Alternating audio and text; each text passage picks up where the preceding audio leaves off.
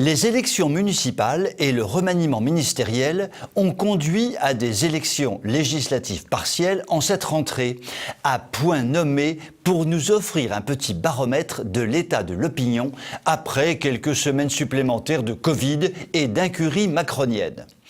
Tout le territoire était concerné. Un test grandeur nature, Val-de-Marne, Réunion, Maine-et-Loire, Seine-Maritime, Haut-Rhin ou encore Yvelines. Et comme nous le savons, les résultats sont édifiants. D'abord, l'abstention a battu des records absolus. Elle est systématiquement au-dessus des 80%. D'une manière générale, les élections partielles ne motivent jamais vraiment les foules, mais dans de pareilles proportions, c'est assez inouï.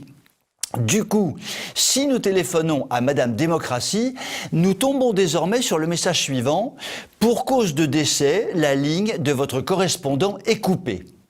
Ensuite, il est incontestable que LREM se prend une fessée comme on les aime, comme celle que nous donnons virilement à nos chères têtes blondes. 6 circonscriptions, 6 éliminations. Dans le Haut-Rhin, le candidat gouvernemental n'atteint que 3 petits pourcents. Le candidat a eu à cœur de remettre en mémoire la belle chanson traditionnelle. Ainsi font les petites marionnettes, ainsi font 3% et puis s'en vont. Évidemment, cela ne peut que nous réjouir, mais à quoi riment ces élections qui ne rassemblent plus personne, qui n'intéressent plus personne? Un tel fiasco ne devrait même pas être commenté. Et quand je pense que notre système politico-médiatique ose donner des leçons à Poutine, cela fait rire. Cela fait des décennies que les journalistes pleurnichent sur les plateaux à chaque nouveau scrutin pour nous expliquer que la démocratie ne se porte pas bien dans notre pays de rêve, que la République souffre, que l'abstention est le signe d'un malaise et autres déclarations larmoyantes. Au stade où nous en sommes, la République ne souffre plus, elle agonise, pauvre biquette, va. Enfin, soyons sérieux. Voter, mais pour qui et pour quoi faire? Peut-être qu'à force de nous suriner que le virus est au coin de la rue, personne n'a eu envie d'aller le chercher dans l'isoloir. Non, en réalité, le problème est vraiment plus grave. Nos élites bien pensantes n'ont que les mérites du suffrage universel à la bouche. Mais il y a déjà un moment que nous avons glissé vers un modèle hybride, une sorte de suffrage censitaire dans lequel ne votent que des poignées de militants soucieux d'entretenir les mécanismes du clientélisme qui leur permet d'exister. C'est un fait, la République, la démocratie ne motive plus grand monde. Si nos hommes politiques parlaient un peu plus de la France et un peu moins d'une République abstraite et désenchantée, les électeurs seraient peut-être un peu plus motivés pour se déplacer. Peut-être.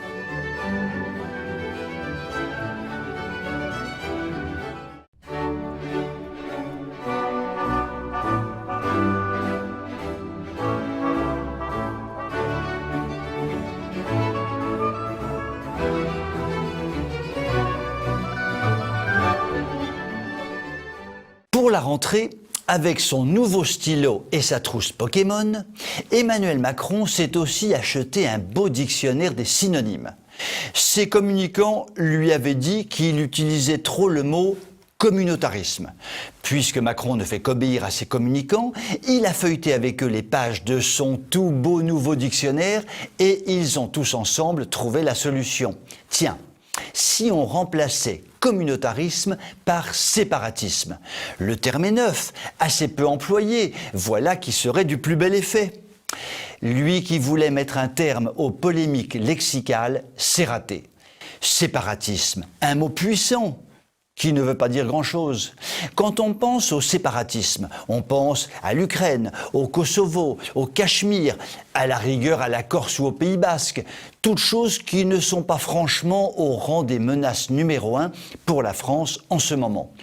On pense à l'Ukraine, mais on ne pense pas à l'islam, et pourtant, une fois de plus, c'est bien de cela qu'il s'agit. Une fois de plus, Macron se trompe d'adversaire. On ne peut pourtant pas dire qu'il n'était pas prévenu.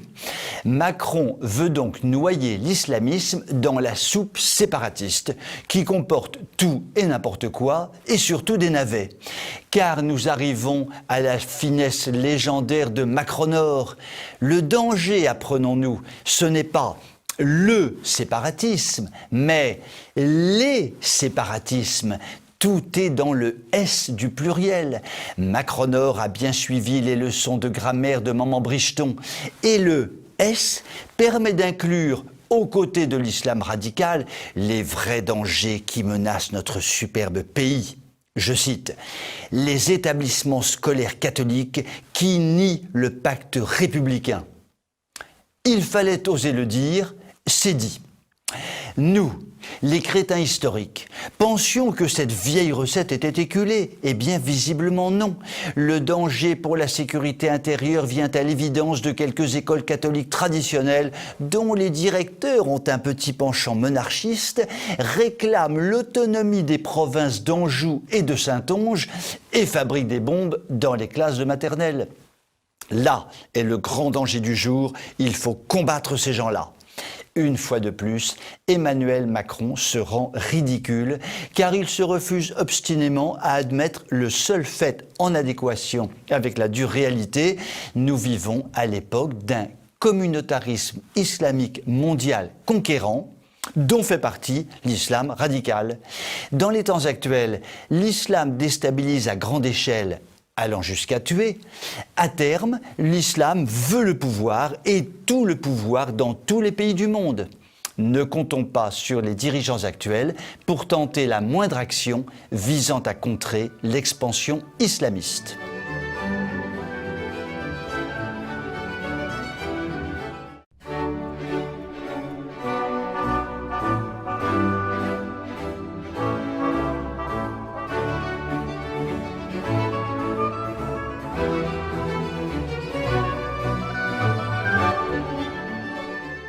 C'est un secret de Polichinelle, l'économie française a un peu, si peu, de plomb dans l'aile.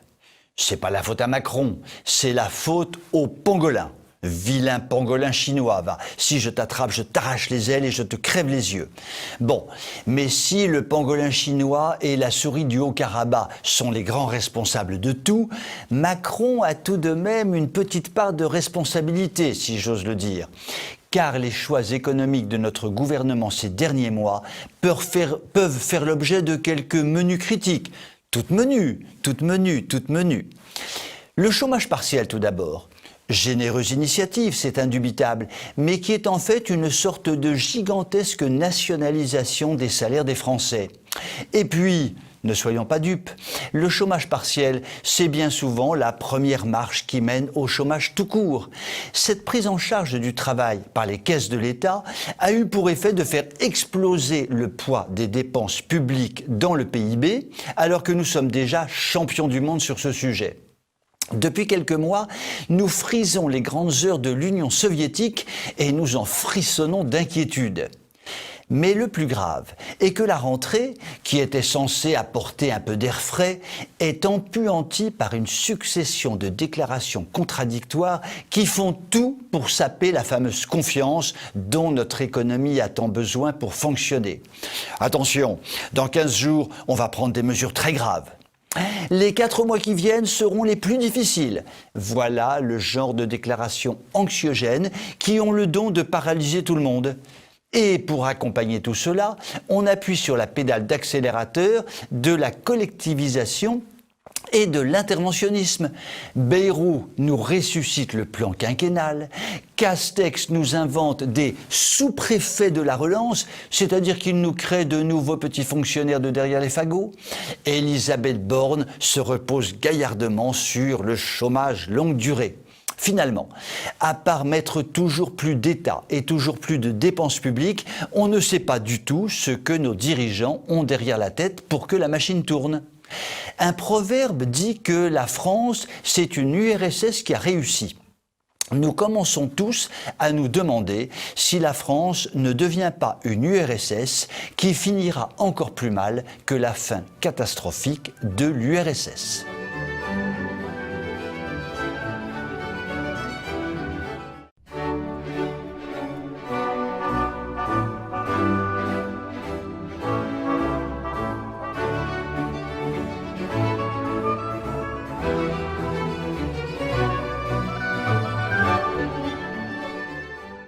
Si le ridicule tuait, nous n'aurions plus, ou presque plus, de dirigeants politiques.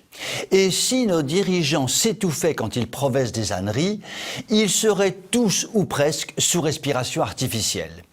Nous en sommes quittes pour quelques fous rires ou bien quelques soupirs de consternation au choix. C'est quand même plus souvent la consternation qui l'emporte, comme lorsque M. Pierre Humric, maire de Bordeaux, nous explique sa détestation des sapins de Noël assimilés à des arbres morts. Là, il est difficile de rire, d'abord parce que M. le maire a l'air vraiment convaincu de ce qu'il dit, ensuite parce que, comme tout bon écolo qui se respecte, il ose tout et il va passer à l'acte. Enfin, parce que ce type de déclaration est quand même le révélateur d'un haut degré de perversion de la pensée politique ou d'un degré stratosphérique de stupidité au choix. Dans l'espèce de soupe climato-friendly dans laquelle nous pataugeons, il s'agit de défendre pêle-mêle les ours polaires et la forêt amazonienne, les toilettes sèches et les centrales à charbon. Tout se vaut, tout se mélange, tout se défend, tout se sauve, tout se justifie. Enfin, quand je dis tout se sauve, façon de parler, tout se sauve, sauf l'homme, l'éternel perdant dans la grande braderie verte. Plus de hiérarchie. Les droits de l'homme, c'est dépassé. Place aux droits des animaux. Et pour ne pas se laisser dominer par la tyrannie de la vache hindoue squelettique ou du serpent à plumes de l'Alaska, place enfin aux droits des végétaux. Rappelons-nous ce monument d'imbécilité érigé par nos députés il y a un peu plus d'un an. Nos chers, très chers et très coûteux élus ont quand même trouvé le temps de nous pondre une, je cite, « déclaration des droits des arbres ». Mais pendant que des élus se préoccupent du droit des aiguilles de sapin à rester vertes, ils se fichent comme d'une guigne des braves gens que nous sommes, pour qui la vue d'un sapin enguirlandé quelques jours par an réjouit le cœur dans la grisaille quotidienne. Ils se fichent également de ceux qui ne boucleront pas la fin du mois et ne pourront placer de cadeaux au pied du dit sapin. Ils oublient, dans leur grande aspiration au vivre ensemble, que ceux avec qui ils vivent et font société, comme disent juste quelque part, je veux dire les bobos du Marais, ce ne sont pas les plantes vertes, mais des hommes de chair et de sang, et qu'un sapin ne votera jamais pour eux. Il ferait bien de s'en souvenir s'il leur reste un peu de mémoire dans leur minuscule caboche d'écolo.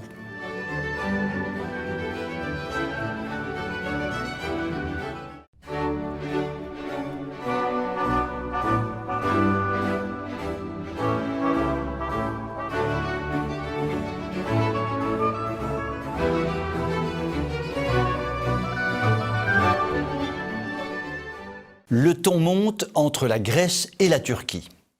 Comme la Grèce ne peut pas compter sur l'Europe pour défendre ses intérêts menacés par Erdogan, elle préfère assurer son avenir stratégique et militaire. Elle vient ainsi de faire le choix de commander pas moins de 18 avions Rafale à la France. Sonnez, trompette de la renommée, voilà qui fait du travail pour l'industrie de l'armement française. On vous l'avait bien dit que le Rafale était un outil formidable, il fallait juste trouver le bon client. Ce bon client, c'est la Grèce, pardi, qui n'a plus un sou en caisse. Minute papillon, n'allons pas trop vite. Selon des observateurs très informés sur les questions de défense, un tiers de la commande seulement sera honoré avec du matériel neuf. Oui, seulement 6 petits avions sur 18 seront fabriqués et fourniront réellement l'emploi tant espéré. Et tout cela prendra du temps. Il faut compter 3 ans entre la commande et la livraison. La Grèce ne recevra donc aucun des avions commandés avant 2023 environ. Mais pour la faire patienter et lui garantir qu'elle pourra montrer ses petits muscles face au sultan turc, nos dirigeants prévoyants ont tout simplement imaginé d'aller puiser dans les stocks de l'armée française. Le marché d'occasion du Rafale, c'est probablement plus écolo. Imaginons l'annonce ainsi rédigée sur Le Bon Coin. pour cause d'armée en déliquescence et de faillite des pouvoirs publics, vend Rafale d'occasion très peu servi. Facilité de paiement automatique, même si l'acheteur est insolvable. Affaire à saisir, nous contacter. Ce n'est pas la première fois que la chose se produit. Cet été, par exemple, la Croatie a montré son intérêt pour des avions de seconde main. Quoi qu'il en soit, cela ne va pas faire les affaires de l'armement français, sur lequel l'État comptait beaucoup pour combler le trou abyssal du commerce extérieur de la France. Bien sûr, il nous est garanti en haut lieu que si l'on va puiser dans les réserves de l'armée française pour livrer du matériel d'occasion, c'est pour pouvoir procéder ensuite à des commandes de remplacement et donc permettre à nos industries d'armement de tourner. Peut-être, mais cela ne réduira pas le déficit de notre commerce extérieur et augmentera le déficit historique de nos finances publiques.